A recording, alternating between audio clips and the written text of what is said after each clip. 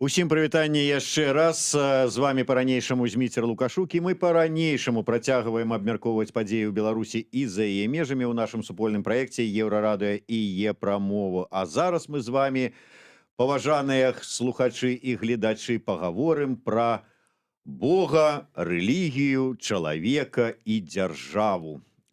Што гэта такое, ці аб'ядноўвае што-небудзь гэтыя усе разуменні, асобы і паняцці. У нас у гасцях у нашай варшаўскай студыі ксёндз Вячеслаў Барок. Добрый дзень, спадар Вячеслаў. Добрый дзень, прывітанне.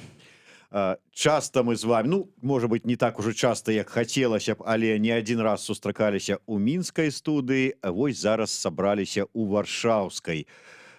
Наколькі нечаканым стала для вас уся гэтая сітуацыя, ну, скажем шчыра, з выгнаннем? Ці гэта было нечакана сказаць складана.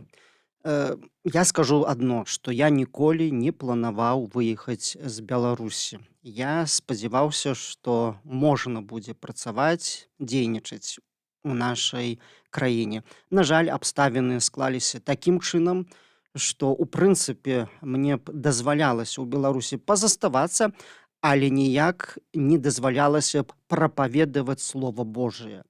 Мая парафія, у якой я працую, яна не абмяжоўваецца толькі сценамі расонскага касцёла, сценамі расонскага храма.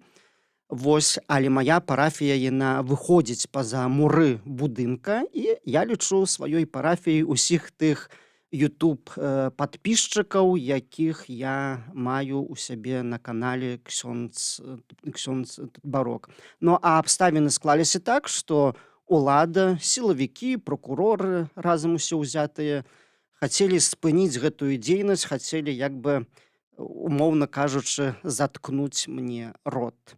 Праз тое, што хацелі пазбавіць усёй тэхнікі, кампутараў, ноутбукаў, смартфонаў, адрасоў, ну, аўтаматычна, седзячы ў расонах, гэта я быў бы пазбаўлены магчымасці дзейнічаць, магчымасці прапаведаваць. Але чакайце, вот давайте па шчырасці. Калі б вы неслі Слова Божае, прапаведавалі для сваіх вернікаў, для сваёй парафіі, у сценах расонскага касцёла, они выходзілі за яе межы ў YouTube-прастору, ці адмовіліся потым далей ад Ютуба, то прэтэнзіі што былі хутчэй за ўсё да YouTube вашых пропаведзяў?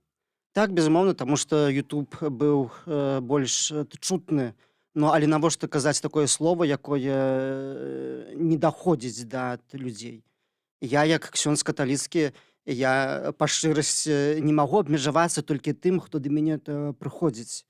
Гэта не ёсць выкананне місіі касцёла. Місія, маё заданне такое, каб я выйшаў да іншага чалавека з іншымі поглядамі, з іншымі перакананнямі, і каб таму чалавеку, які нават мяне лічыць сваім ворагам, каб і яму нёс Слова Божае. Калі я зачынюся ў сябе ў храме ў расонах, я аўтаматычна перастаю быць ксяндзом. Мы павінны гэта разумець вельмі добра. Прапаведнік — гэта не той, хто схаваўся, зачыніўся і гаворыць сабе ўсё, што ўздумае. Прапаведнік — гэта той, хто ідзе да народа, які ці хоча яго слухаць, ці не, але ён выконвае тое, што загадвае яму Бог — гаварыць, абвяшчаць закон Божы. Ну, і дзеля гэтага трэба выкарыстоўваць не тую амбону, якая схаваная ў сценах храма, але амбону іншую, з якой тую вось трыбуну, амбону, з якой пачуюць сябе ўсе. Ну, і такой амбонай з'яўляецца YouTube канал. Але, можа быць, вось вы як бы пайшлі да, ну, як да паганцаў, панеслі Слова Божае, але ж вы панеслі не такое, не класычнае Слова Божае. Вы ж, ну, калі карыстацца з падачай беларускай прапаганды, вы ж панеслі праз Слова Божае крытыку дзяржаўнага ладу. Ну, нармальна. Гэта мой абавязак даваць маральную ацэнку ўсім падзеям, выказванням. Гэта мой абавязак. Гэта слова, якое я абвяшчаю, як кажа пісанне, яно як меч двусечны, яно вострае, яно рэзкае, яно калі трэба, яно нішчыць, яно калі трэба, то яно калечыць. Але таго, хто адыходзіць ад Бога, хто губляе сваю чалавечнасць, вось тады гэта слова яно такое. Вось, і тады гэта слова не ёсць як бальзам на сэрца. Слова Божае як бальзам на сэрца для таго, хто жыве па свайму сумленню, хто жыве згодна з загадамі Божымі. А той, хто забыўся пра Бога, забыўся аб тым, што ён чалавек, да, для яго гэта слова не ёсць словам класічным, не ёсць, быць можа, нават словам Божым, но але гэта насамрэч і ёсць Слова Божае. Як бы вы вызначылі сённяшнія ўзаемаадносіны, ну, скажем так званай беларускай дзяржавы і царквы? Прычым я не падзяляю зараз каталіцкую, праваслаўную, просто вот царква. Як зараз вы б назвалі гэтыя ўзаемаадносіны? У Беларусі ўтварылася новая сітуацыя, якой не было год таму назад.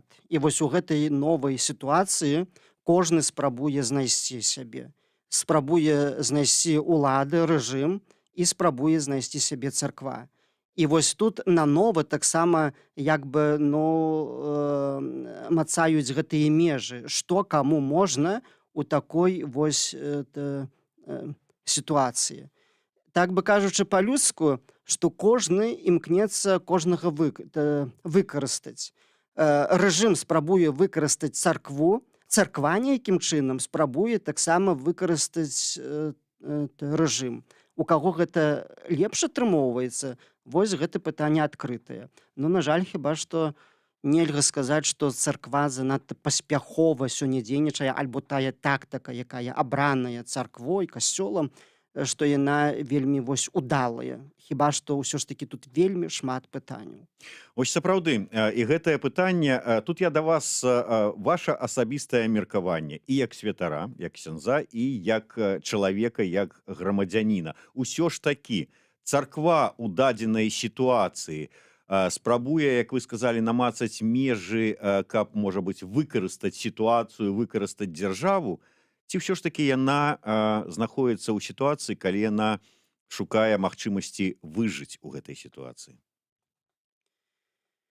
Ведаеце, я б яшчэ падзялю бы таксама царква і тыя пэўныя асобы, іерархіі, якія ёсць у царкве. Бо пра некаторых іерархаў адназначна можна казаць, што яны спрабуюць выжыць, нажыцца, альбо яшчэ штосьці прыстасавацца, вось, і выкарыстаць усіх, і рэжым, і царкву таксама. Ну, але гэта што тычыцца некаторых людзей, некаторых асобаў. Вось. Але што тычыцца царквы, ці яна спрабуе выжыць, калі царква спрабуе выжываць, то яна ўжо губляе ўсё, да. Царква не мае права спрабаваць выжываць. Царква мае абавязак жыць жыццём паўнакроўным, не азіраючыся, не на тых моцных гэтага свету, не на таксама чалавека. Вось, у царквы іншая місія ў сувязі з тым, што царква мае вектар на валадарства Божае, на жыццё вечнае. Царква не можа сябе адчуваць у гэтым свеце як такая ў нейкі момант, што вось прогуляла. Царква заўсёды ёсць пераможца. Але пераможца царква выступае ў той момант, калі яна цалкам давяраецца Богу. А тады нават і смерць вернікаў, смерць іерархаў, пакутніцкая смерць. Яна становіцца хвалебнай смерцю, і гэтая смерць нават ёсць вянком перамогі. Вось гэта вельмі важны этот момант. А калі ж царква забывае пра сваё прадназначэнне валадарства Божае, і забывае пра валадарства Божае і пра тое, што вось яны да валадарства Божага ідуць, то царква, да, спрабуе выжываць. Але тая царква, якая спрабуе выжываць, ужо гіне. Таму што царква не мае права спрабаваць прыстасоўвацца і выжываць. Яна павінна жыць, яна павінна выходзіць, так, як это заўсёды было, з катакомбаў і выходзіць адважна прапаведуючы Слова Божае. Бо ніхто не ёсць у стане царкву Божую перамагчы.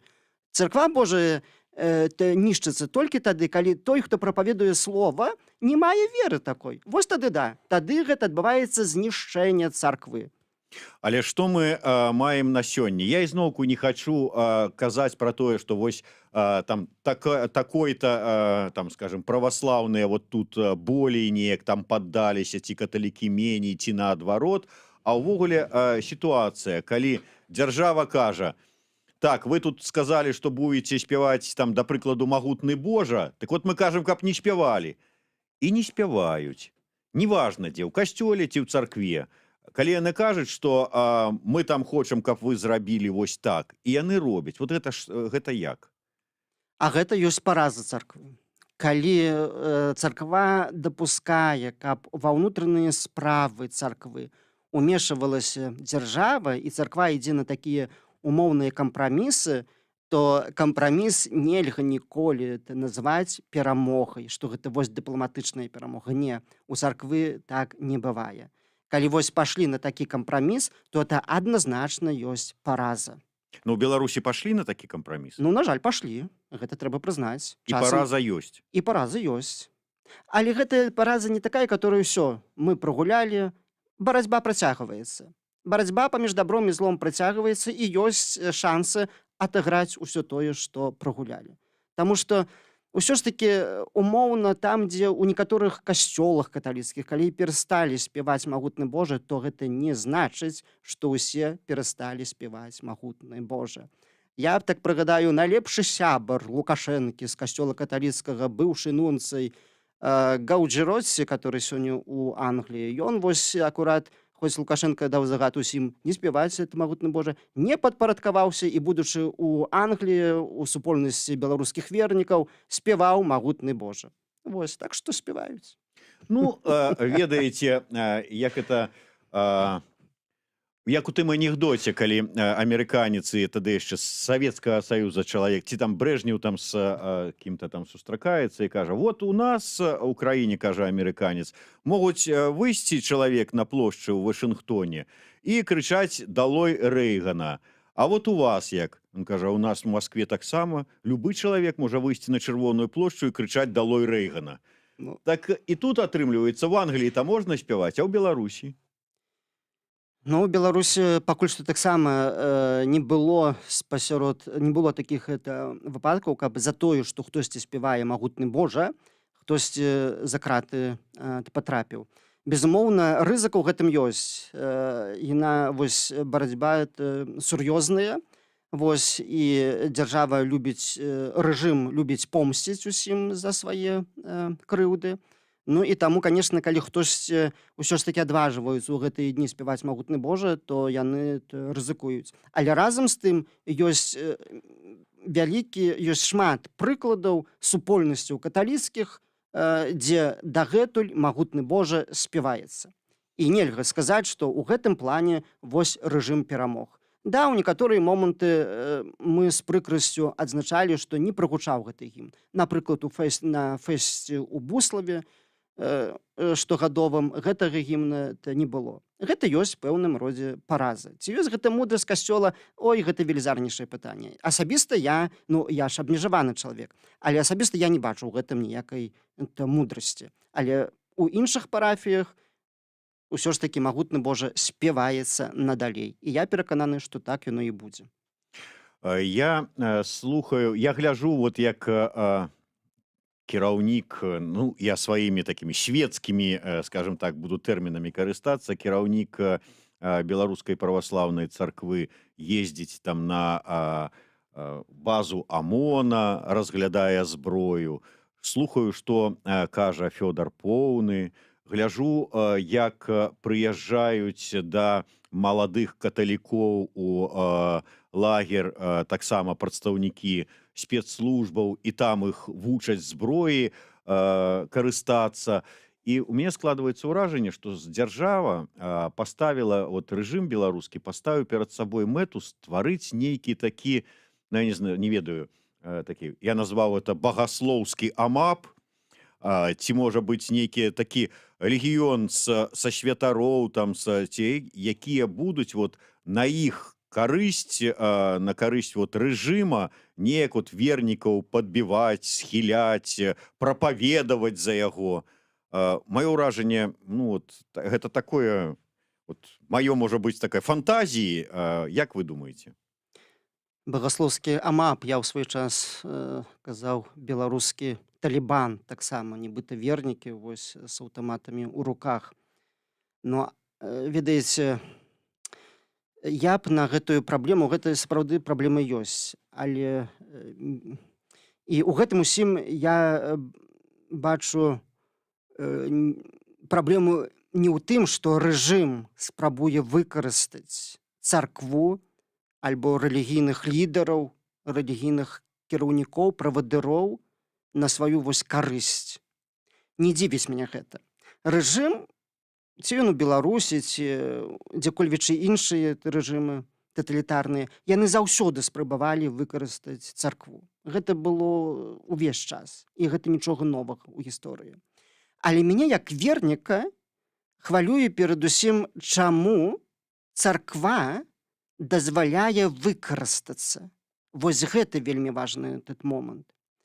Мяне не цікавіць тактыка рэжыму бязбожнага, злачыннага, але мяне цікавіць пастава царквы, чаму такое адбываецца.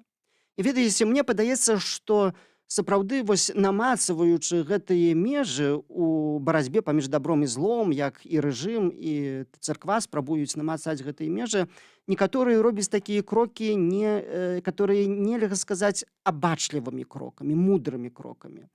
Ну і што тычыцца вось гэтага апошняга летніка на слаўнай нашай Шчучыншчыне, вось, ну, то тут таксама падаецца, што можа касцёл хацеў выкарыстаць рэжым, а атрымалася так, што вось гэтыя сілавікі выкарысталі касцёл, і атрымалася зусім непрывабная карцінка для касцёла каталіцкага. Вось, ну а тут чаму так адбываецца? Ну проста таму, што мы павінны разумець, што з д'яблам, з сатаной не можа быць дыскусіі. Гэта ёсць такі вельмі важны прынцып. Дыялог, размову можна весці з Богам.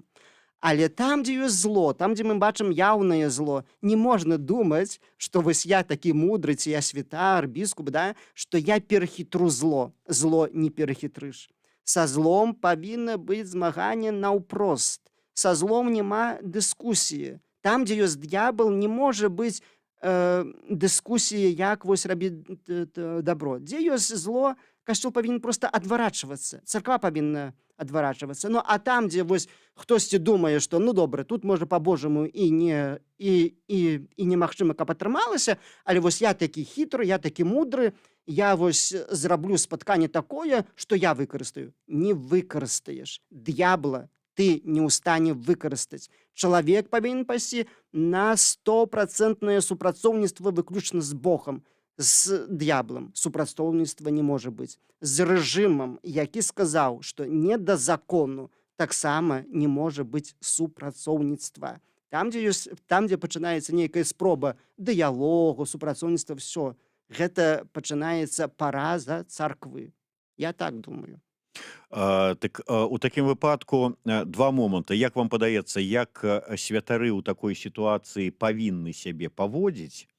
І другое пытанне, ці не павінна быць, ну я не ведаю, можа быць якое-небудзь рашэнне кіраўніцтва, ну у дадзеным выпадку касцёла, якое павінна даць, ну я не ведаю, указанне святарам, што шаноўныя святары, вот, і далей вот все тое, што вы сказалі. Ніякай супрацы не можа быць, таму не паддавайцеся, нясіце Слова Божае і спявайце магутны Божа насуперак там забаронам ці просьбам. Адназначна. Бачыце, нават свецкі чалавек, які ёсць не ў структурах касцёльных, вось, рэдактар радыё, разумее, як оно павінна быць. А ў касцеле не ўсе гэтага яшчэ зразумелі, як это павінна быць. Безумоўна, мы не можам сёння ў Беларусі сказаць, што няма праблемы. Мы не можам ствараць выгляд, што няма праблемы. Не, праблема ёсць.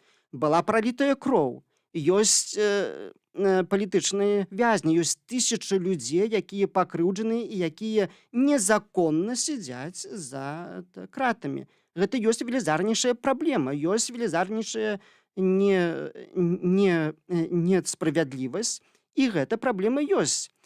А чаму мы робім выгляд, што як бы праблемы няма, і не звяртаем такой увагі, не кажам, што яна ёсць, да? Вось, то гэта вялікае пытанне. А касцёл, царква павінны трымаць адну лінію. І зноў ж такі ў гісторыі такое было. Калі, напрыклад, у фашысцкай Германіі прыйшоў Гітлер да ўлады, там таксама Ватыкан напісаў энцыкліку, як сябе павінен касцёл паводзіць у пэўныя моманты, даючы таксама ясна да зразумення, што не можа быць супрацоўніцтва касцёла, святароў з гэтай злачыннай сістэмай. Таксама і ў касцёле каталіцкім павінна быць абрана адна лінія. Калі не хапае мудрасці касцёлу партыкулярнаму, мясцоваму у Беларусі святарам, біскупам, заўсёды можна звярнуцца да рымскага папы. І Ватыкан, карыстаючыся сваім досведам, сваёй мудрасцю, могуць таксама выпрацаваць адну лінію і даць указанне, якім чынам сёння касцёл каталіцкі павінен дзейнічаць у Беларусі.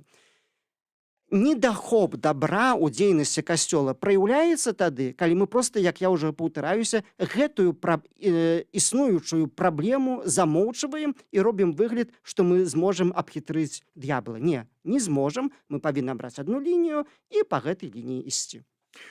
А у вас, як у чалавека, які разумее гэтую сітуацыю, ёсць магчымасць звярнуцца, я не ведаю, там ці наўпрост да папы, альбо там да нейкіх кіраўнічага нейкага органа, і каб вас паслухалі?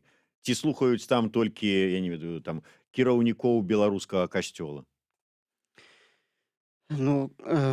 Я як вернік касцёла каталіцкага, я ўпэўнены, што папа рымскі чуе кожны голас са сваіх вернікаў. Напэўна, таксама, калі я штосьці кажу, таксама і гэты голас у нейкім чынам даходзіць да пастара. Не можа быць інакш. Ведаеце, я авечка ў гэтай пастве, папа рымскі, ён як бы пастар, і я не ўяўляю, як пастар не можа пачуць сваёй авечкі. Напэўна, ён чуе. Але таксама гэтых галасоў авечак з Беларусі павінна быць больш. І таксама павінны умець падаць той голас тыя авечкі, якія ідуць наперадзе стада, і якія нейкім чынам папам рымскім прызначаны дзеля таго, каб ісці наперадзе стада. А чаму гэты голас недастаткова гучна гучыць і папа рымскі не да канца яго чуе, гэта таксама пытанне адкрытае. Хіба што таксама гэта ёсць знак таго, што мы павінны грамчэй казаць, больш ясна. А я не ведаю таксама аб тым, каб касцёл беларускі афіцыйна звярнуўся да Ватыкана з такой просьбай, каб далі настаўленне, як сябе паводзіць у сённяшняй сітуацыі ў Беларусі, акурат у той краіне, у якой афіцыйна абрана опцыя, што не да законаў. Гэта ўсё ж такі праблема. Ірына Баравіцкая выказвае сваё меркаванне. Ватыкан зрабіў свой выбар, калі адправіў на пенсію Кандрусевіча. Зрабіў свой выбар такім адпраўкай на пенсію? Ці зрабіў свой выбар Ватыкан? Гэта, ведаеце, пытанне. Ўсё ж такі не трэба спяшацца абвінавачваць Ватыкан. Трэба ўсё ж такі паглядзець на саміх сябе.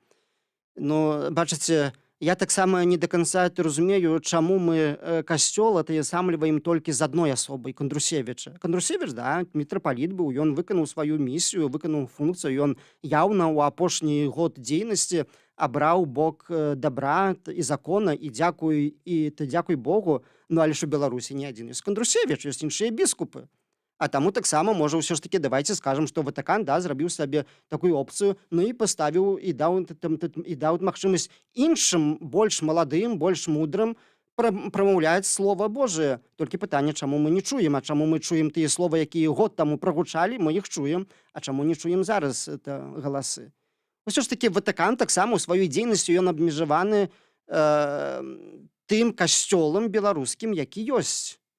Ватыкан не зробіць усяго за нас. Мы самі павінны ўзяць адказнасць і за свой касцёл у Беларусі, і за сваё жыццё.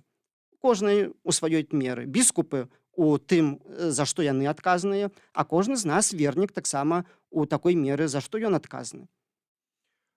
Оля Воздух піша: дзякую вам, паважаны ксёндз Вячеслаў, за словы праўды і надзеі. Прывітанне зміёр. Пра словы праўды і надзеі. У гэтай сітуацыі, калі людзям псіхічна, маральна, псіхалагічна вельмі цяжка, яны хтосьці да сяброў ідзе, хтосьці да псіхааналітыка, хтосьці ідзе ў царкву. Але вот раздумваючы па дапамогу, вот па той, каб падтрымка нейкая была вот у сітуацыі, калі страчваеш ужо надзею і веру у нейкія змены да лепшага.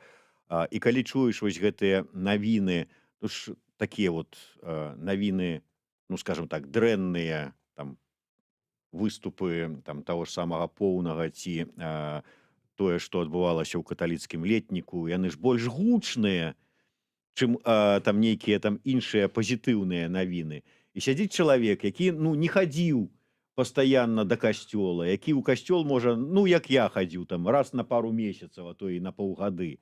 І думае, вот мне схадзіць у касцёл, а яны ж вот там вот такія, яны ж вот туды амап сабе пускаюць, тых сілавікоў. Што я там пачую? І от дзе ў такой сітуацыі чалавеку шукаць падтрымкі? Ведаеце, слушна прогучала думка такая, што зло, якое дзеецца ў свеце, яно заўсёды ёсць гучнае, яно не патрабуе рэкламы, яно рэзананснае. Вось адбылося зло там, і ўсё, і пра гэта гавораць усе, кожнае СМІ піша аб гэтым. А тое дабро, якое робіцца ўсё ж такі і ў нашых касцёлах, і ў нашых цэрквах праваслаўных у Беларусі, у пратэстанцкіх супольнасцях, хаця б узяць і царкву новае жыццё. Пра гэта мы гаворым менш, але мы не можам не бачыць таго, што ў гэтых храмах розных надалей за Беларусь моліцца, надалей прапаведваецца слова праўды. І як я ўжо адказаў, надалей гучаць гімн магутны Божа. Гэта ўсё ёсць. Як бы там ні было, дзе шукаць падтрымку? Шукаць усё ж такі ў царкве, шукаць усё ж такі ў Бога, да? Але калі ты як вернік бачыш, што твой святар крыху памыляецца, ён не ў той бок паглядзеў, так ты таксама як вернік маеш не толькі права, але і абавязак падказаць яму, сказаць яму: ой, айцец, прабач, не ў той бок, бо ў Бібліі пішацца так і так. І гэта наша заданне таксама вернікаў. Вось, пытацца задаваць пытанні, падказваць адзін аднаму. Нельга ў гэтай сітуацыі паддавацца дэпрэсіі і думаць, ўсё, няма праўды, няма справядлівасці, калі нейкі іерарх так сябе паводзіць, так вось ён здрадзіў і беларуса, і Бога, то ўсё, і мне можна зачыніцца ў хаце. Гэта было б памылковае рашэнне, з гэтага б цешыўся б сатана. А мы павінны не паддавацца дэпрэсіі, ісці толькі наперад і не пакідаць царкву тады, калі яна перажывае праблемы, але пайсці ў царкву, каб і ў ёй зрабіць парадак. Калі таму святару, які здрадзіў Хрыста ці здрадзіў чалавека, таксама яму падказаць, што не той шлях. А тое, што там, дзе ёсць людзі, там ёсць праблемы, гэта ад пачатку было так. За часоў яшчэ апосталаў было так, што спасярод 12 знайшоўся адзін апостал, які быў Юда Іскарыёт, здраднік. У нас таксама спасярод святароў, біскупаў, напэўна, ёсць і такія, которые прыстасаванцы здрадзілі, яны забыліся, дзеля чаго ўвогуле ў гэтую царкву ўвайшлі. Але гэта не значыць, што ўсе такія. Абсалютна не. Трэба ісці ў царкву і ў царкве рабіць парадак так, як гэта хоча Бог. І Бог будзе гэтаму добраму памкненню бласлаўляць. Вось это фактычна адказ на каментар Алекса, які... Так, зараз знайду. Напісаў недзе тут ужо не знайду тут. На жаль, цалкам расчараваны ў касцёле, хаця апошнія 35 гадоў хажу ў касцёл, але 99% ксяндзоў прамаўчалі, а чакалі, што стануць на абарону сваіх людзей.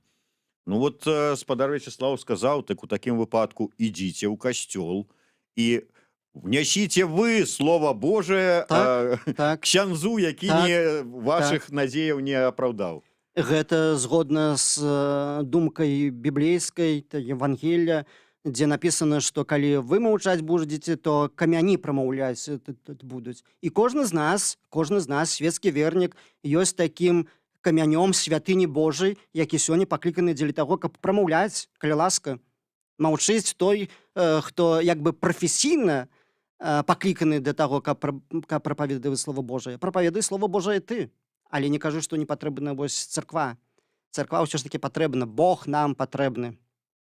Я прыгадываю наши з вами размовы восенню 2020 года, і вы казалі про тое, што вось зараз фактычна ідзе на беларускай зямлі вайна добра са злом, д'ябал змагаецца там за душы людзей, і у пэўнай колькасці душ ён перамог. Ці не падаецца вам, што зараз перамога, там, скажем, стратэгічная, хай не цалкам у гэтай вайне, а пэўная стратэгічная на баку д'ябла ў Беларусі? Не падаецца так. Прынамсі, пакуль жыву я і пакуль у маім сэрцы дабро перамагае, вось, мне это не падаецца так абсалютна. Д'ябал, ён сапраўды вялікі, моцны, і мы гэта ведаем, і ўсё ж такі на Беларусі нельга патлумачыць больш разумна і аргументавана ўсю тую сітуацыю, якая ёсць, чым вось гэтым момантам прысутнасці д'ябала. Гэта, мне падаецца, самае лагічнае. Вось апанаванне злом, вось тых пэўных людзей, якія кажуць, што не да закону і сінімі пальцамі ўхапіліся за крэсла ўлады, вось гэта ніяк па-іншаму не патлумачыш, як вось апанаванне злом. Але ці можна сказаць, што сёння зло перамагае? Не. Зло яно моцнае, да, яно страшнае, але чалавек, які мае веру ў Бога, то ён разумее, што ўсё ж такі сіла на ягоным баку. Так, а самае важнае, гэта ж разумее таксама і рэжым, што яны не маюць сілы маральнай, яны не маюць праўды, а дзе няма праўды і няма таксама сілы. Бо чаму сёння рэжым так вось хоча улезці ў царкву, выкарыстаць касцёл каталіцкі, царкву праваслаўную? Чаму? Таму што яны разумеюць, што іхная сіла абмежаваная. Яны маюць палкі амапаў, і што далей? Амап не будзе ў стане ўтрымаць гэта безладдзе, беззаконне.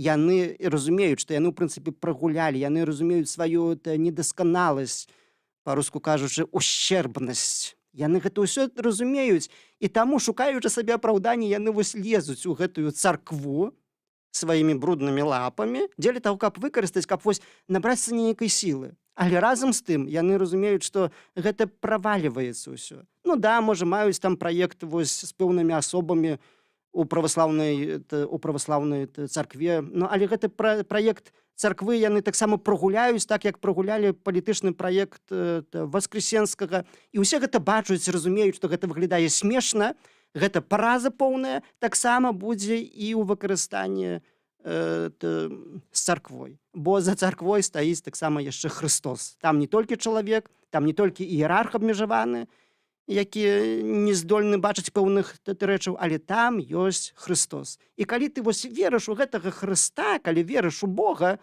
ну то тады спакойна рэагуеш. А можна нават сказаць, што чым горш, тым лепш.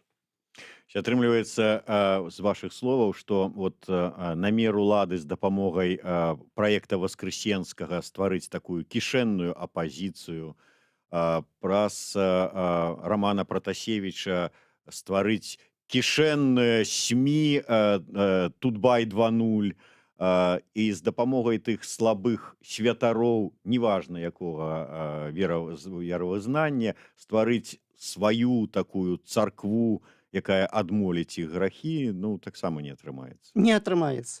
Я ў гэтым перакананы. А што больш скажу, што апрача вось тых вертыкальных працэсаў, якія мы бачым, што дзеюцца, ёсць яшчэ тыя працэсы гарызантальныя, якія сёння дзеюцца ў царкве нашай. І сёння вельмі добра здольныя дамаўляцца паміж сабою вернікі розных канфесій, робячы агульную справу. і праваслаўныя, католікі, пратэстанты на такім вось узроўні, які не ёсць афіцыйны, але робіць добрую справу. Напрыклад, можна ўзгадаць пра праект хрысціянскай візіі, якая сёння ёсць нейкім чынам голасам царквы, гэтым голасам супольным, які найбольш аб'ектыўна дае маральную ацэнку пэўным вось падзеям, якія ў грамадстве адбываюцца. А хто там дзейнічае? Мы ж, наколькі мне вядома, там ёсць і католікі, праваслаўныя, пратэстанты, і бачым, калі нават на вышэйшым уроўні іерархіі не ёсць у стане дагаварыцца паміж сабою, то на гэтым узроўні вось людзі царквы, якія уцаркоўленыя, якія сапраўды маюць багаслоўскую адукацыю, якія адданыя сваім канфесіям, яны здольныя рабіць разам справу. І гэта ўсё сведчыць аб тым, што Бог не пакінуў Беларусі, што зло яно ёсць, але чым больш моцнае зло, то тым больш яўна праяўляецца ласка Господа. І таму я за будучыню царквы на Беларусі спакойны. Святло пераможа. Безумоўна. Тады на заканчэнне нашай размовы я ўжо не ведаю, колькі тысяч, дзесяткаў тысяч ці нават, можа, сотен тысяч зараз беларусаў знаходзяцца ў Польшчы. І вось у нас ёсць, як мінімум, адзін беларускамоўны ксёндз. Таксама тут вот у Варшаве. Куды прыходзіць на беларускамоўную службу?